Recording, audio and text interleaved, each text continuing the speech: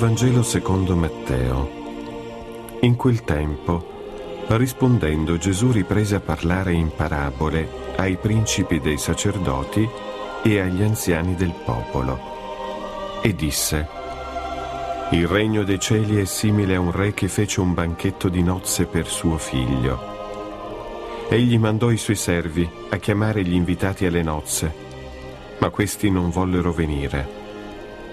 Di nuovo mandò altri servi a dire: Ecco, ho preparato il mio pranzo. I miei buoi e i miei animali ingrassati sono già macellati e tutto è pronto. Venite alle nozze. Ma costoro non se ne curarono e andarono chi al proprio campo, chi ai propri affari.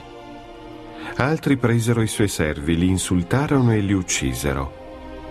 Allora il re si indignò e, mandate le sue truppe, uccise quegli assassini e diede alle fiamme la loro città.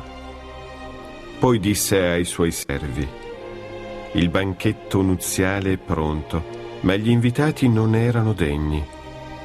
Andate ora ai crocicchi delle strade e tutti quelli che troverete chiamateli alle nozze. Usciti nelle strade, quei servi raccolsero quanti ne trovarono, buoni e cattivi, e la sala si riempì di commensali.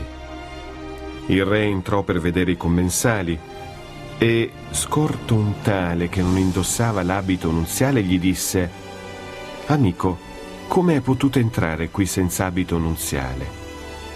Ed egli ammutolì. Allora il re ordinò ai servi: Legatelo mani e piedi e gettatelo fuori nelle tenebre. Là sarà pianto e stridore di denti, perché molti sono chiamati, ma pochi eletti.